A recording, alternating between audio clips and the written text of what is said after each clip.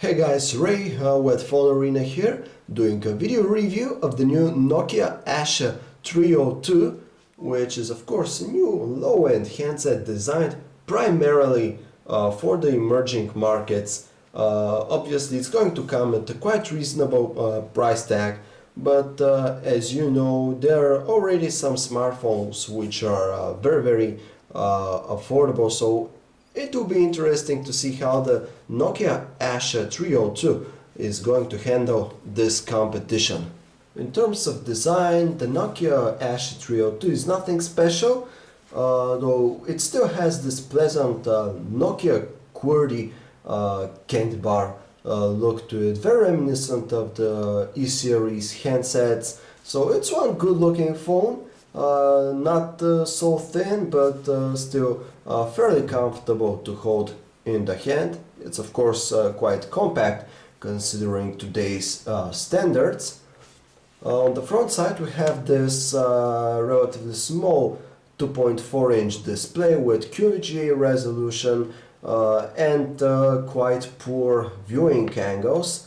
When you look directly in front of the screen, it does look okay, but of course nothing special, nowhere near those fancy new Super AMOLED colors or IPS LCD panels.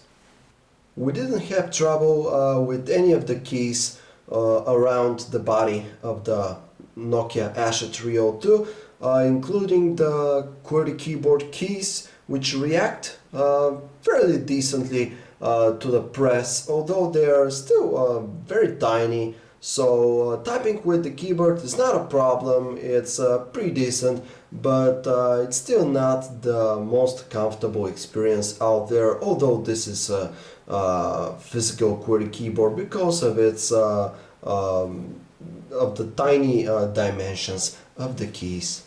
On the back side of the Nokia Asha 302 there is this 3.2 megapixel camera, speaker grill here to its right side, and this very classy back cover made of metal. Nokia likes placing these even on its lower end handsets like the Nokia Asha 302 here, giving it a very nice, almost premium feel, which is something you can't really find on another handset at this price point. The Nokia Asha 302 runs the Series 40 feature phone software platform in its latest version.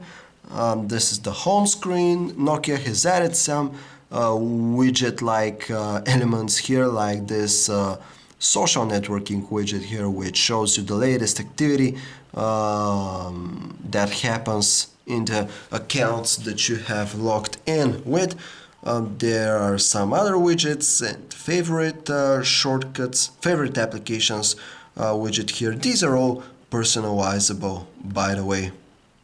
Here is the main menu. It's a simple 4x3 grid, and this is the social application which you can use in order to track the activity that happens with your social accounts. You can connect a Facebook, Twitter account, and some other ones, which include Orkut and Flickr. And there are Java applications preloaded that allow you to use your social networks, and the application actually runs on the background, so this widget here on the home screen will update without having to open the application.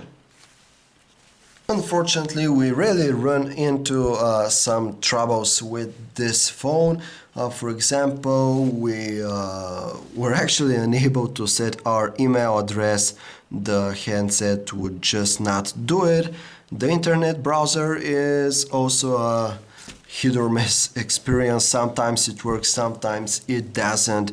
So basically, if you ask us, this phone should be used for only the basic functions like doing phone calls and text messages. Of course, you can also listen to music and use the calendar with no problem at all.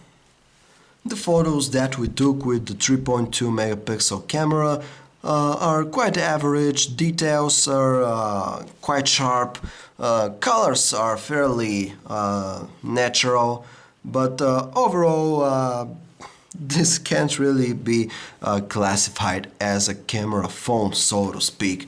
Video is captured at a maximum resolution of VGA, unfortunately at only 15 frames per second, which makes it very choppy.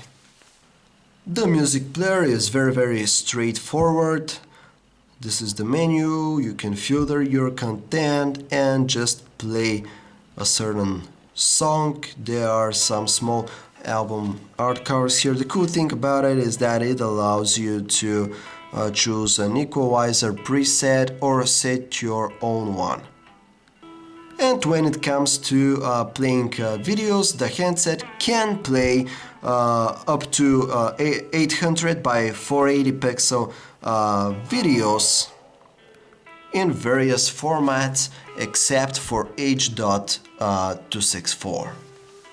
In terms of call quality, the Nokia Asha 302 is just a bit above the average thanks to its fine sounding earpiece here. You might actually have a difficult time telling who is calling you, but still the earpiece does sound pretty decently, so this alone makes it a bit better compared to most other phones out there. Its microphone, however, is pretty average, yeah, nothing special will be heard on the other end.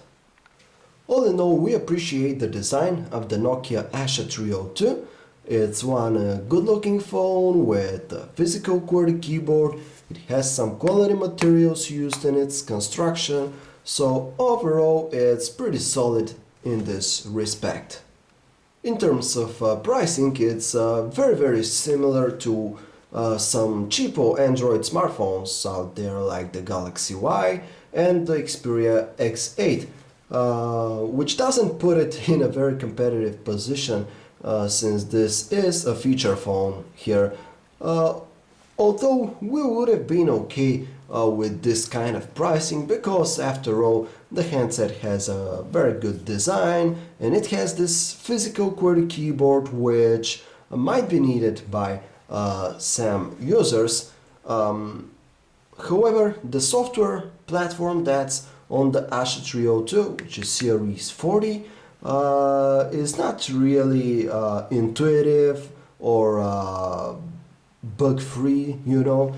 Actually, there are quite a few problems with this software, and we're not talking about inability to install applications and such kind of stuff. There are problems associated with the core functionality of the device, which are ruining the user experience, and that's why we can't really recommend this phone to you in case you have some other options available. This was a video review of the Nokia Asha 302 by Ray for PhoneArena.